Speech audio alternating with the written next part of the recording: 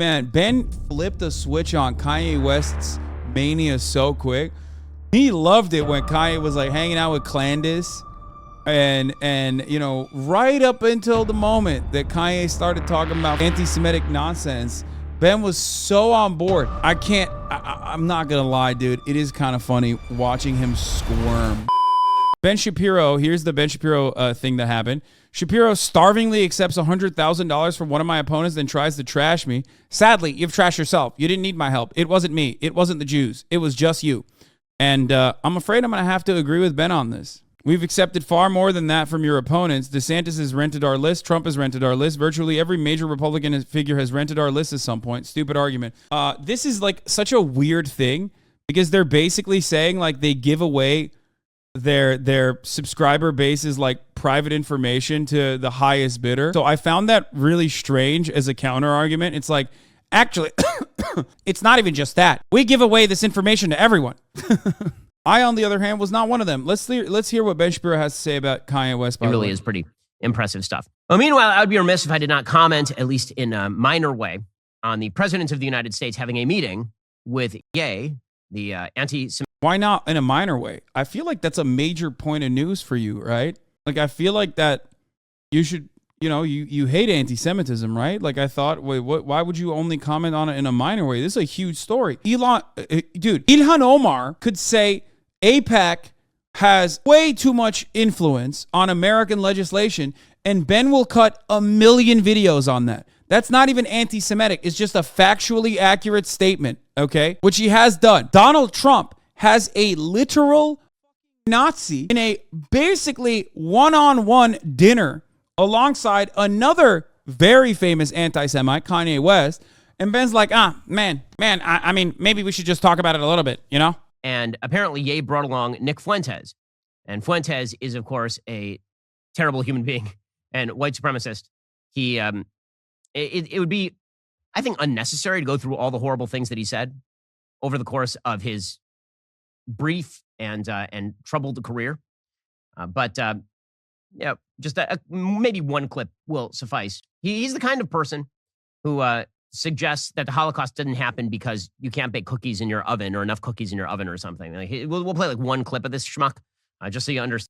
I mean, I cannot believe that I am like almost entirely on board with what Ben is saying currently, by the way. He's right. He is 1,000,000% correct on this. Nick Fuentes is a Holocaust-denying Nazi. It's true.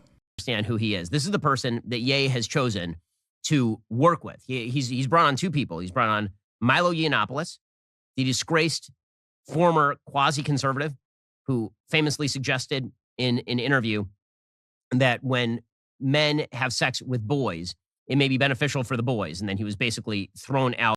Yeah, that is what happened.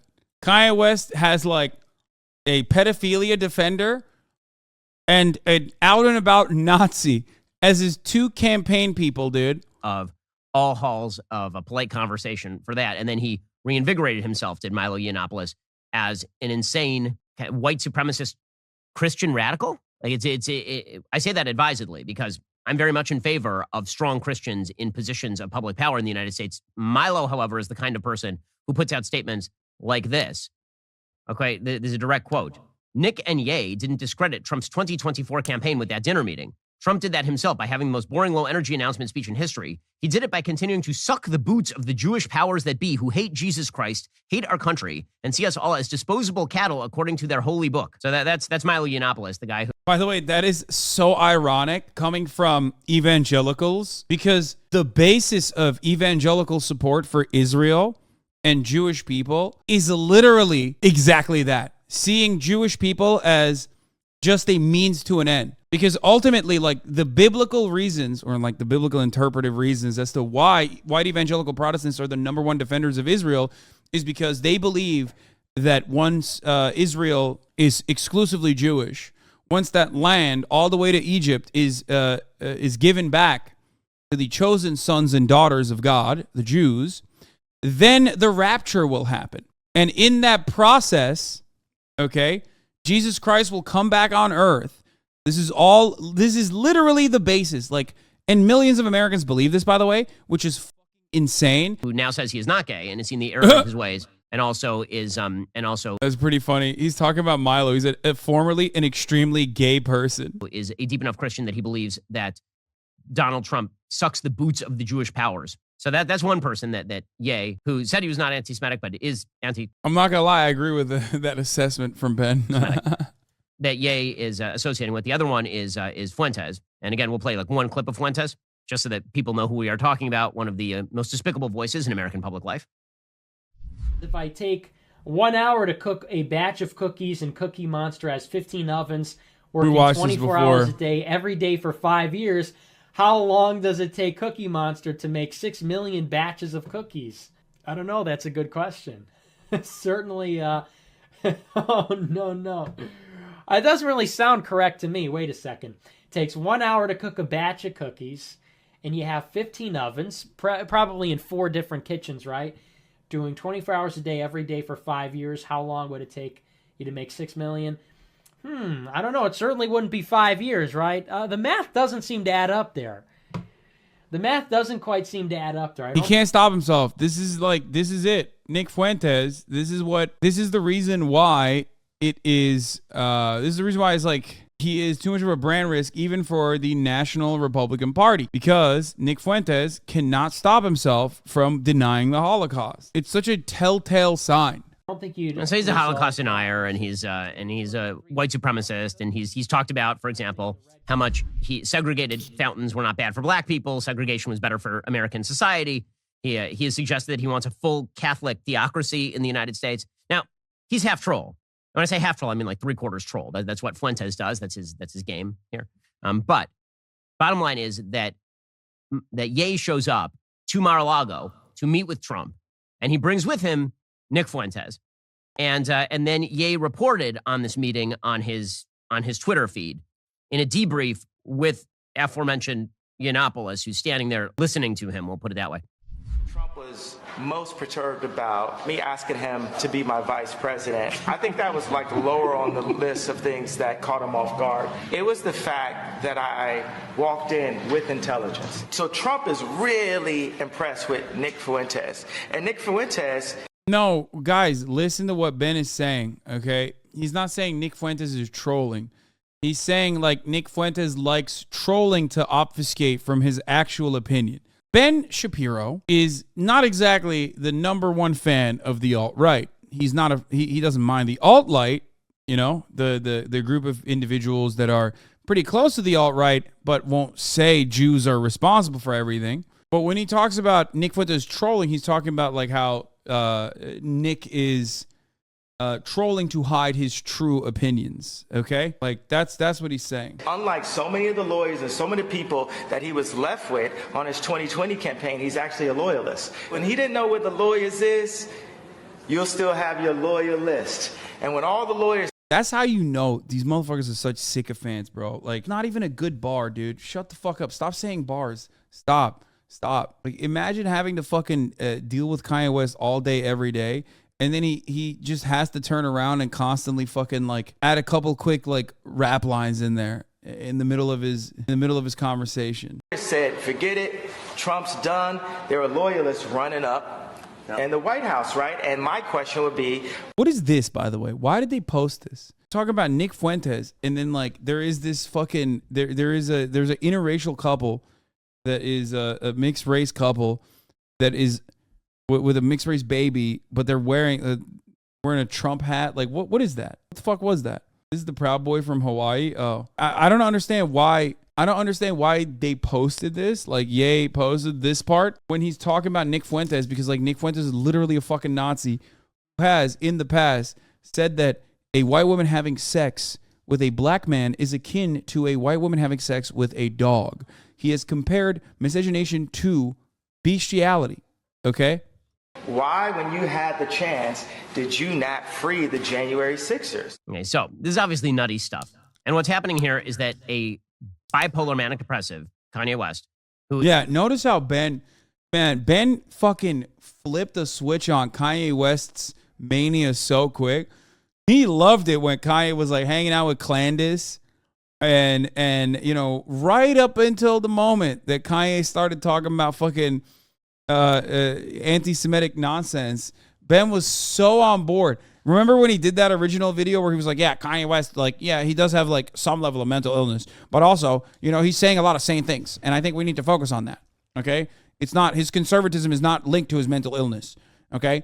I'm not going to lie, dude. It is kind of funny watching him squirm. He's like, man, Ben's having his, why do all these homosexual men keep sucking my dick moment right now? He's like, it's so crazy. Why would that? Why would that happen, Ben? That's so strange, dude. Who is experiencing a manic high right now and has been spewing anti-Semitism for weeks, open anti-Semitism for weeks, went to meet with Trump. And Trump put out a statement in which he essentially said, I was meeting with my friend Ye, and he brought along this person who I didn't know. He said, Ye, formerly known as Kanye West, was asking me for advice concerning some of his difficulties, in particular having to do with his business. We also discussed to a lesser extent politics, where I told him he should definitely not run for president. Any voters that you may have should vote for Trump. Anyway, we got along great. He expressed no anti-Semitism, and I appreciated all of the nice things he said about me on Tucker Carlson. Why wouldn't I agree to meet? Also, I didn't know Nick Fuentes. So first of all, the reason you wouldn't agree to meet, presumably, is because unless you're going to have a real sit-down with Ye, and you will inform him that perhaps you should not be spewing the vilest anti-Semitism this side of Louis Farrakhan, that perhaps you shouldn't sit down with the vile the vile anti-Semite you do know, because he might bring along the vile anti-Semite you don't know. And so, Trump shouldn't have had this dinner, obviously. Yeah, why are there anti-Semitic racists in my white supremacist party? It's so strange. It's gross that he did. It's gross that he was sitting with Fuentes. That's bad betting work by his team, presumably, to even have Fuentes in the building with the former president of the United States. And Trump is taking it on the chin politically, as he should be taking it on the chin politically when you sit down at dinner with Ye West, who's in the middle of a mental breakdown, and his buddy, the white supremacist Fuentes, right? Like, Trump's taking heat for that. And Trump correctly is saying, I didn't know Fuentes. I didn't want any piece of Fuentes. I didn't know who this guy was. I don't want any part of him. All right, fair enough. So that's essentially the controversy over the weekend. Now, I will say, so then Ye decided for some odd reason that he was going to go on Twitter and come after me, right? Because I pointed out that probably you shouldn't have dinner with the vile anti-Semite that you do know, in this case, Ye, who's been putting together the Avengers of Eagle's Nest over here with Milo and Fuentes. That when I point that out, apparently this made... I can't believe I'm agreeing with Ben Shapiro, man. That's crazy. Would you vote for Kanye 2024? No. Why the fuck would I do that? Ye, angry enough to... It looks like he handed over his Twitter account to Fuentes. When I say it looks like that, I mean he openly admits it in one of the tweets that he handed over his Twitter account. Fine, whatever. And he suggested that the reason that I have been criticizing him for anti-Semitism is because the email list that we have here at Daily Wire is rented out by his political opponents, like Ron DeSantis. Okay, well, Trump has rented the email list over here. The RNC has rented this is how email lists work in politics. Okay, but bottom line is that he suggested that I'm trashing him. And as I say, I have not trashed Ye. Ye has trashed himself. He has decided it's not the fault of the Jews. It's not the space laser. It's not the shadowy evil cabal of Zionists on Friday nights. The person who trashed Ye was Ye. And when you surround yourself with Milo, and when you surround yourself with Nick Fuentes, it's going to be hard to avoid the perception that you are creating the Avengers of anti-Semitism over here with the full like Thanos glove. He's picking up all the jewels in the Thanos glove. So that is where things currently stand. Now, I will say this: the left, of course, is acting extraordinarily exercised over this, and some of that is called for, obviously. But I'm not going to hear that from Al Sharpton. So Al Sharpton went on the air and was ripping into Trump for associating with Fuentes. Al Sharpton does not get to talk about any of this stuff. Al Sharpton is a vile anti-Semite. Al Sharpton was heavily involved in anti-Semitism surrounding the actual riots in Crown Heights in 1991 that ended with the murder of an Orthodox Jew. Al Sharpton was involved in inciting. Bro, he has... It almost feels like he has more words for Al fucking Sharpton than he does for Nick Fuentes. Like, he's like, Nick Fuentes, he's a troll. He's a Holocaust denier. Let's move on. Now let's talk about the real villain of the story. Al Sharpton. What the fuck? What is happening right now? Actual violence against a place called Freddy's Fashion Mart in the 90s that ended with an arson that killed a couple of people. Like, Al Sharpton is a horrible anti-Semitic force in American public life. He's one of the worst people in American public life. The fact that the left trots him out to talk about anti-Semitism is absurd. It's almost as absurd as when Mehdi Hassan decided to trot out Ilhan Omar to talk about anti-Semitism. Oh, shit. Oh, he's coming after. He had to do it to him. You know. You know he had to fucking bring Ilhan Omar and Mehdi Hassan to the fucking conversation. But the left has no standards at all on this sort of stuff. It's really amazing. Are you saying that this man's running for president again and doesn't screen who he allows to come to the dinner table? That is against all protocol of Secret Service. For nothing other than security, they know who's coming. He knew who he was meeting with. He knew. Yeah, Ben did his due diligence of covering Kanye's anti-Semitism and Nick Fuentes for like 4 minutes. And like the entire time, he's like so painfully just covering it piece by piece. But he has to turn it around. He has to say that like this is a both sides issue. He has to somehow bring this back to the left. Okay, he did the bare minimum, and immediately they'll be like, "But the real anti-Semite is Al Sharpton." The background, and now he's trying to, in many ways, do the Michael Jackson moonwalk when it does not apply. For the record, like I don't even like Al Sharpton. He's just a lib. Bottom line on all of this is the willingness to traffic with the anti-Semites is apparently great on a lot of sides of the aisle. And that is really ugly right now. And just on a political level, put aside all of the actual morality of this for just a moment, if you can. On a political level, if you are a Republican and you're looking at a man who has just declared that he wishes to run for the presidency again in 2024 in Donald Trump, and you do not have a staff capable of surrounding you with people who are not white supremacists, is this where?